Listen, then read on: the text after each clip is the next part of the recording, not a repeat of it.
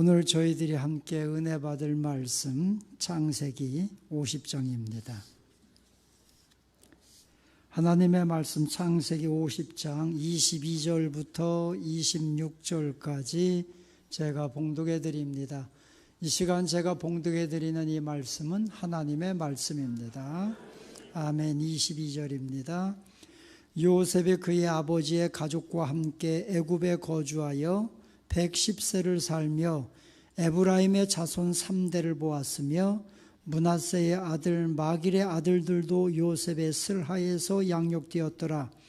요셉이 그의 형제들에게 이르되 나는 죽을 것이나 하나님이 당신들을 돌보시고 당신들을 이 땅에서 인도하여 내사 아브라함과 이삭과 야곱에게 맹세하신 땅에 이르게 하시리라 하고, 요셉이 또 이스라엘 자손에게 맹세시켜 이르기를 하나님이 반드시 당신들을 돌보시리니 당신들은 여기서 내 해골을 메고 올라가겠다 하라 하였더라. 요셉이 110세의 죽음에 그들이 그의 몸에 향재료를 넣고 애굽에서 입관하였더라. 아멘. 오늘 추수감사절 예배하며 우리 가족들이, 우리 자녀들이 함께 모여 예배하는데, 우리 특별히 사랑하는 자녀들, 우리 청년들, 학생들, 예꿈, 유치부 모든 자녀들에게 주님의 놀라우신 지혜와 명철함이, 하나님이 도우시는 비전이, 꿈이 그들에게 함께 하시기를 축원합니다.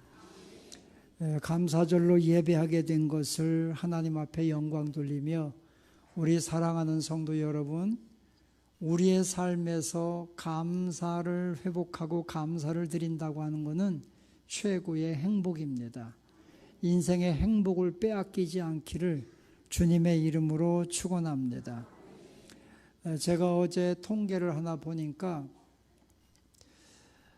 누구에게 가장 많이 상처를 받느냐라는 질문을 던졌을 때에 가족에게 제일 많이 상처를 받는다는 겁니다.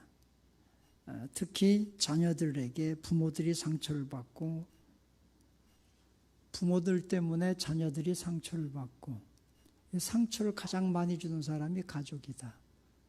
그리고 그 외에 또 다른 가족들이 상처를 주고, 그러니까 이 상처를 주고 상처를 받는 사람이 누구냐? 가장 가까이에 있는 사람이라는 거예요.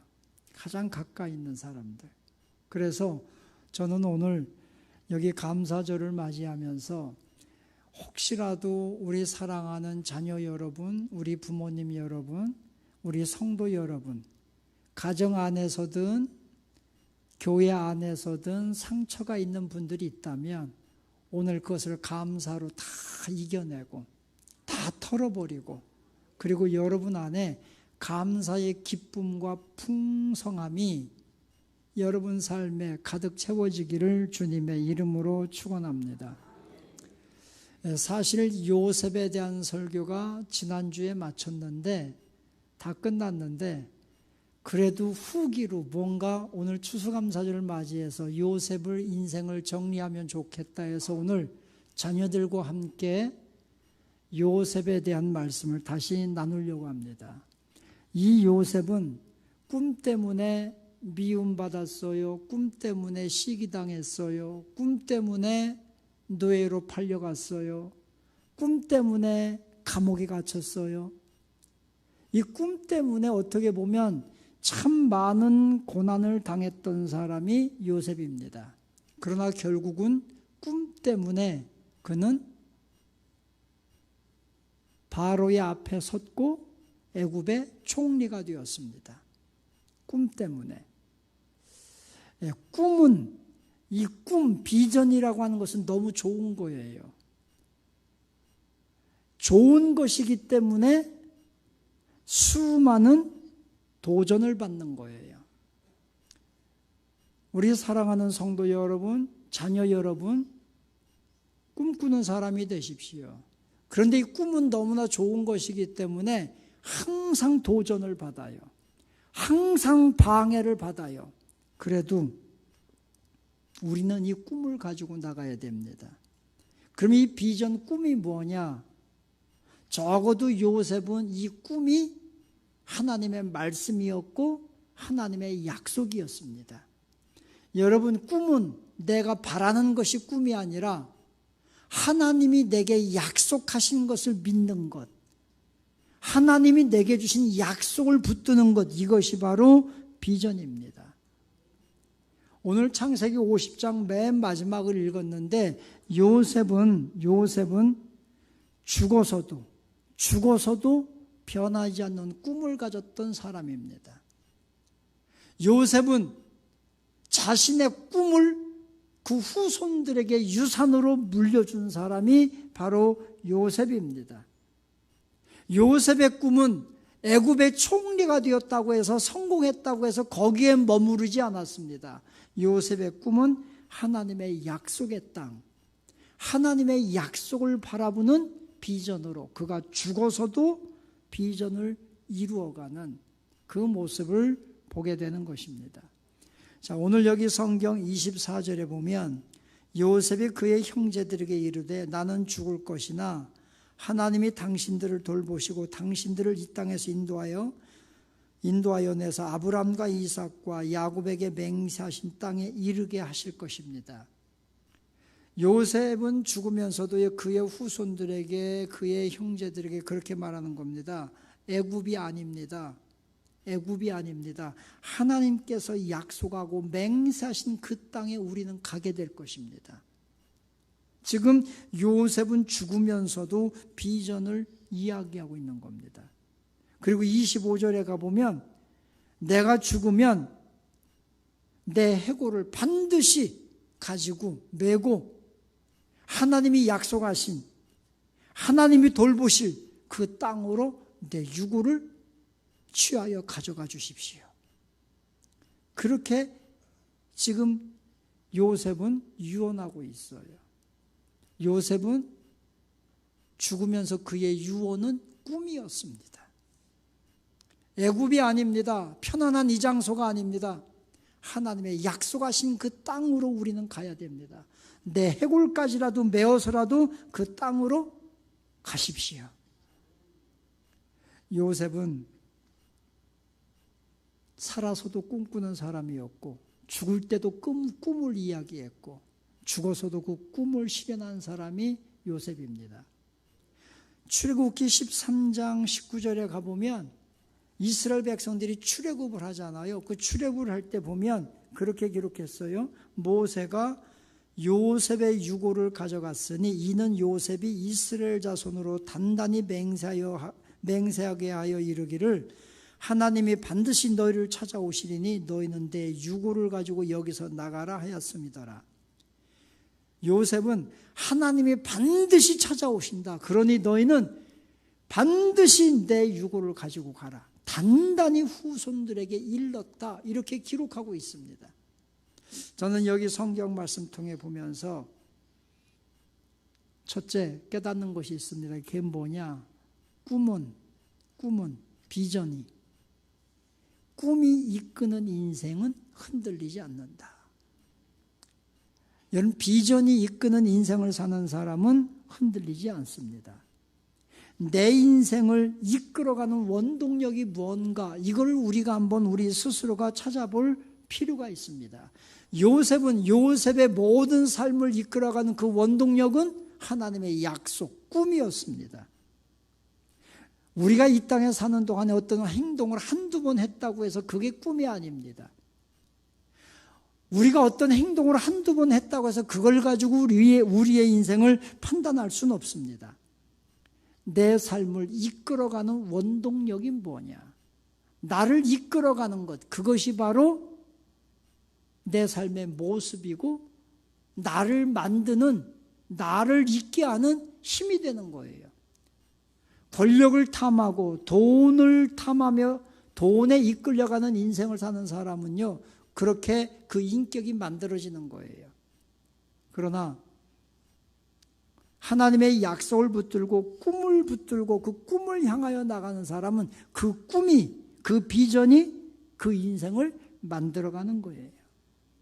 무엇에 내가 이끌려 사느냐, 이게 중요한 거예요. 우리나라도 이제 반려동물, 반려견, 그죠? 반려묘, 여기 동물을 키우는 게 1000만이 넘었다고 하잖아요, 이미. 제가 그 강형욱이라는 분이 나와서 뭐 개는 훌륭하다 무슨 프로그램을 봤어요. 봤더니 그분이 개를 훈련을 정말 잘 시키는데 제가 가만히 보니까 훈련시키는 거 딱 한 가지더라고요. 그게 뭐냐면 간식이었어요. 간식. 하여튼 모든 개의 훈련은 간식 가지고 다 하더라고. 그러니까 개는 간식만 잘 주면 이끌려오게 돼 있어요. 그래서 개는 간식에 이끌려가는 인생이다, 이렇게 판단을 하는 것이에요. 나는 무엇에 이끌려가는가? 나는 무엇을 붙들고 사느냐? 오늘 지금 삶 속에서 내가 목말라 하는 것이, 내가 그토록 바라고 목말라 하는 것이 무엇인가? 여러분, 우리 자녀 여러분, 우리 성도 여러분, 최소한 여러분은 돈이 되지 않기를 바랍니다. 여러분이 오늘 목마르도록 애타게 또 찾고 간구하는 것이 하나님의 약속, 하나님의 꿈이 되기를 주님의 이름으로 축원합니다. 요셉은 형들의 미움과 시기보다, 그죠? 그가 노예로 팔려가서 생활하는 노예 생활보다, 감옥 속에 살던 그 감옥의 생활보다 비전이 그 위에 있었습니다. 그렇기 때문에 수많은 시기와 질투와 정쟁과 수많은 사람들이 그를 넘어뜨리려고 했고, 수많은 억울한 일들이 찾아왔고, 그래도 꿈이 그의 모든 삶보다 더 위에 있었기 때문에 그것들을 이겨낼 수 있었습니다. 흔들리지 않았습니다. 오직 믿음을 가지고 그 꿈을 향하여 전진할 수 있었습니다. 우리 사랑하는 성도 여러분, 우리 사랑하는 자녀 여러분, 우리가 여러분의 모든 것보다 그 위에 거룩한 꿈이 있기를 주님의 이름으로 축원합니다. 저는 그런 생각을 했어요. 사람들은 환경에 썩는 사람들이 있습니다. 고난 때문에 그 인생이 썩는 사람이 있어요. 고난과 시련 때문에 좌절하고, 가끔 가다가 TV 뉴스 보면 무서운 범죄자들 보면 어렸을 때 무슨 고난이 있었고 억울한 일이 있었고 상처가 있어서 그 인생이 썩었어요. 생각이 썩었어요. 비전이 썩었어요. 그래서 범죄자가 되고 타락한 인생을 사는 사람들을 봅니다. 때로는 축복이 그 인생을 썩게 하는 사람들도 봅니다. 돈을 많이 벌고 나니까, 부자가 되고 나니까 그 인생이 썩습니다. 타락합니다. 그런데 어떤 환경 속에서도 썩지 않는 사람, 바로 비전의 사람들입니다. 꿈을 꾸는, 거룩한 꿈을 꾸고 거룩한 꿈을 붙든 사람들은요, 그 어떤 고난에도 내가 풍성하고 애굽의 총리가 되고 성공한 자리에 있어도 그들의 인생은 썩지 않습니다. 오히려 그 비전으로 더 많은 것, 더 아름다운 것을 거두는 인생을 살게 됩니다. 우리 생명샘께 모든 성도 여러분, 여러분의 인생이 환경 때문에 썩는 인생이 아니라 오히려 더 아름다운 열매를 거두고 아름다운 은혜를, 더 풍성한 열매를 맺어가서 하나님 앞에 영광 돌리는 삶이 되시기를 주님의 이름으로 축원합니다. 그래서 우리가 하나님 앞에서 비전을 붙들고 살자. 비전을 붙드는 사람이 흔들리지 않는다. 환경에 흔들리지 않는다. 환경 때문에 썩지 않는다. 할렐루야. 그런 믿음의 사람으로 쓰임받기를 주님의 이름으로 축원합니다. 두 번째는, 꿈의 사람은 다른 사람까지 일어서게 만든다는 겁니다. 이게 요셉을 통해서 배우는 거예요. 자, 우리가 지난주에 말씀 본 오늘 창세기 50장 그 앞에 18절에 가보면 그의 형들이 요셉에게 찾아와서 뭐라고 합니까? 그들이 요셉 앞에 엎드려서 우리는 당신의 종입니다. 우리는 당신, 요셉 너의 종이다. 형들이 그렇게 막 이야기하잖아요. 형들이 불안한 거예요. 그죠? 아버지 야곱이 죽고 나니까 이제 아버지가 없으니까 요셉이 우리를 해코지 하면 어떻게 하지? 불안하니까 요셉에게 찾아와서 우리는 당신의 종입니다. 아버지가 유언할 때 우리를 용서라고 하지 않았습니까? 막 이런 얘기하는 거예요. 불안하기 때문에.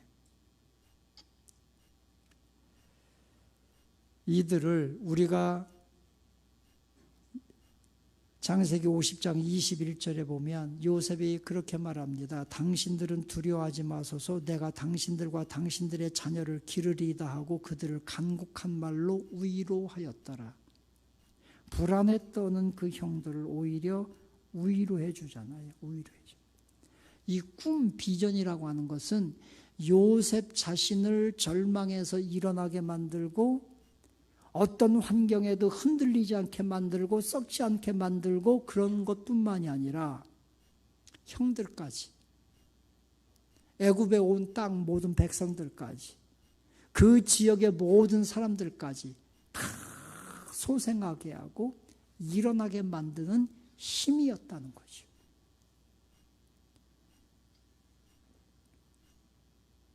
꿈의 사람은 자신만이 아니라 다른 사람도 일어나게 만들고 부흥하게 만들고 절망에서 희망을 갖게 만드는 거예요. 우리 대한민국 안에 거룩한 꿈을 가진 사람들이 막 생겨나기 시작하면 이 민족이 사는 거예요. 민족이 살아요. 여러분, 여러분의 꿈을 통해서 교회가 살고 가정이 살고 이웃이 사는 역사들이 일어나기를 주님의 이름으로 축원합니다. 한 사람의 거룩한 꿈이, 한 사람의 꿈이 그 가정, 그 가문을 살리는 것을 저는 많이 봤습니다.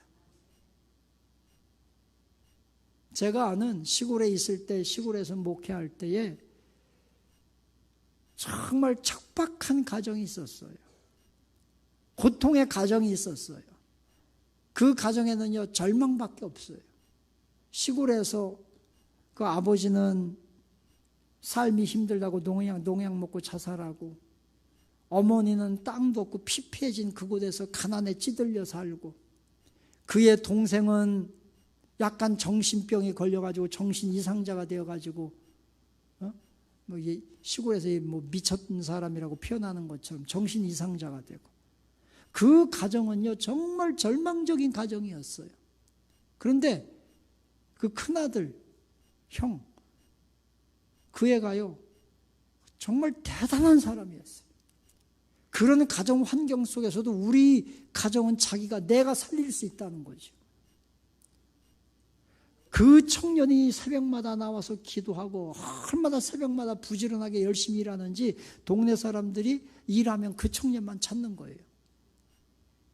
그렇게 부지런하게 살던 그 청년이 기술을 배워야 되겠다고 해서 시내로 나가서 기술을 배우고 하더니요, 나중에 포크레인을 하고 이런 걸 하기 시작하면서 그 가정이, 그 가문이 살아났고, 그 어머니가 교회 나왔고, 그 동생이 교회 나와서 온전히 정신이 회복이 되고 건강한 청년이 되었고, 저는 그런 환경들을 너무나 많이 봤어요.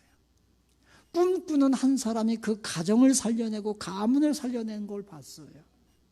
꿈꾸는 한 사람이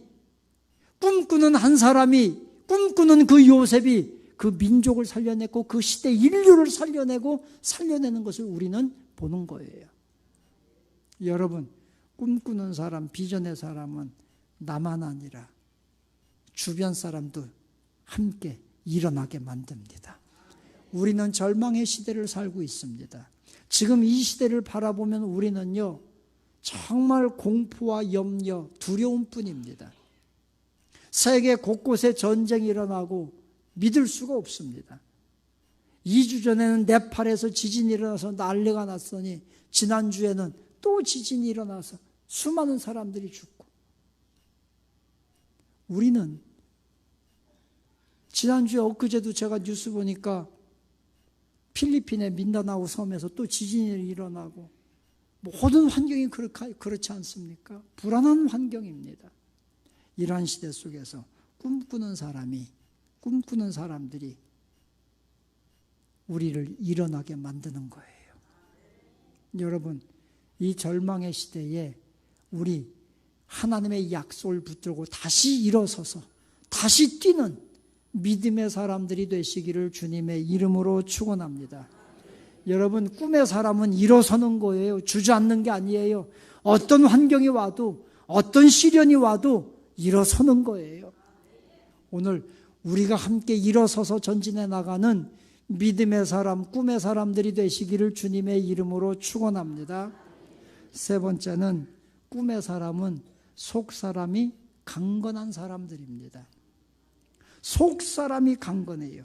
여러분, 우리 인생 속에서 정말 중요한 거는요, 속 사람이에요. 그래서 성경에서도 사도 바울은 고린도후서에서 우리의 겉사람은 후패하지만 속 사람이 날로 새로워진다. 우리 속 사람이 날로 새로워져야 된다고 우리에게 말씀해 주고 있는 거예요. 우리 사랑하는 성도 여러분들이요, 여러분, 우리 비전을 가진 사람, 믿음을 가진 사람은요, 우리 내면이 강해져야 돼요. 내면이 확신이 있는 사람, 이것이 바로 믿음의 사람, 꿈의 사람입니다. 이 비전의 사람은요, 내면으로부터 솟아나는 뭔가 확신이 있어요. 그러니까 도전하게 되는 거예요. 꿈이 있고 비전이 있는 사람은요, 우리 내면의 속사람이 강하다고 하는 그 이유가 뭐냐면요, 확신이에요. 사랑에 대한 확신이 있어요. 어떤 일에 대한 확신이 있어요. 그러니까 속사람이 강건해지는 거예요. 내가 비록 부족하고 연약하지만 하나님이 나를 사랑하시고 하나님이 나를 인도하시고 하나님이 내 길 걸음의 인생 걸음을 함께 하신다. 이 확신이 있으니까 요셉이 어떤 환경에도 이겨나가는 거예요. 속사람이 강건해지는 거예요. 그런데 어떤 사람들을 보면요, 겉은 멀쩡해요. 겉은 아주 대단하게 잘생겼고 아주 체격도 좋고 그래요. 그런데 속사람이 약한 사람들이 있어요. 속사람이 무너졌어요. 그 사람들은요, 두려움 속에서 아무것도 할 수가 없어요. 속사람이 무너지고 나면 그들에겐 자유가 없어요. 불안할 뿐이에요. 불안감만 있는 거예요. 제가 아주 오래전에 신방을 갔어요. 신방을 갔는데 그 집사님이, 목사님 정말 기도해 주세요. 뭐가 문제냐? 그 아들이 굉장히 잘생겼어요. 굉장히 외모도 잘생겼고 키도 크고 공부도 잘했고, 그런데 어느 청년이 되고 어느 순간인가부터 방에서 나오질 않아. 방에 딱 들어가서 문 닫고 나면요, 방에 나오질 않아. 아무리 이 식사 때가 되어가지고 밥 차려놓고 나와서 밥 먹으라 해도 안 나와. 방에서 한 발자국도 안 나와. 그러다가 다 잠든 시간, 새벽 2시 이때 살짝 나와서 차려놓은 밥 먹고 들어가. 얼굴을 볼 수가 없어. 부모도 얼굴을 볼 수가 없어. 목사님 기도해 주세요.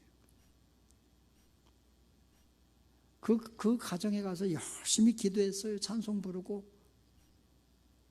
나중에 그 청년하고 제가 연락을 했어요. 아무리 전화해도 받지도 않고 문자해도 보지도 않고, 그러다가 어떻게 해서 문자가 연락이 됐어요. 만나자 했더니 안 만난대. 설득 해가지고 한번 만났어요. 그 청년을 대면하고 이야기하는데요, 그 청년의 속사람이 다 무너진 거예요. 실망, 절망, 부모에 대한 실망, 사회에 대한 실망, 모든 것이 다 무너져 있어요. 그래, 네가 다 무너져. 목사님에게도 실망하고 부모에게도 실망하고 사회 모든 제도에도 다 실망해도 좋아. 그러나 네가 어려서부터 믿음을 가지고 있었지?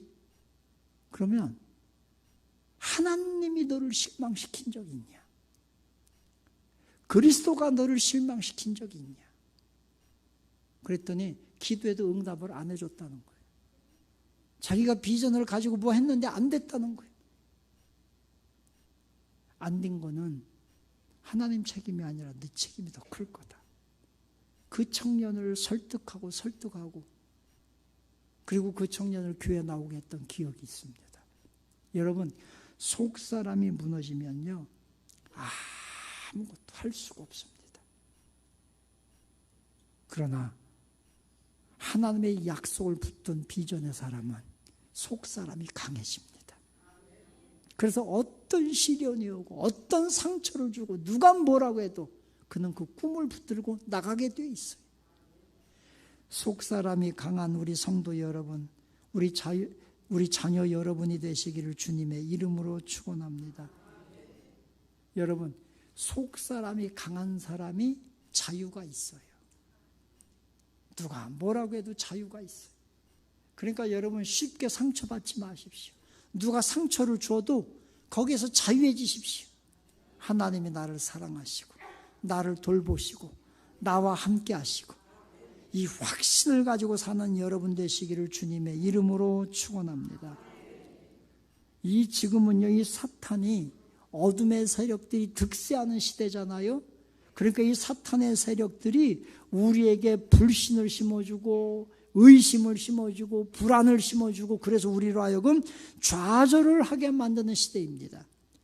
어둠의 영들이 마지막 때 공격이 뭐냐? 우리의 내면, 우리 성도 여러분, 우리의 사람들의 내면을 파괴하는 것이 마귀의 계략입니다. 그래서 지금은요, 사람들이 조금만 하면 다 상처받아요. 조금만 뭐가 잘못되면 그냥 방에 틀어박혀요. 조금만 불안하면 다 우울증에 걸려요. 왜 그런지 아십니까? 어둠의 영들이 우리의 내면을 공격하고 있기 때문입니다. 외적으로는 경제가 부흥했습니다. 지식이 높아졌습니다. 우리 사람들의 인간 수명이 더 훨씬 길어졌습니다. 외모도 요즘 청년들, 요즘 애들 보면 얼마나 키도 크고 잘생겼는지 모릅니다. 모든 것이 다 좋아진 것 같지만 어둠의 영들에 의해서 내면이 무너지니까 모든 것이 무너지고 있는 이러한 시대입니다.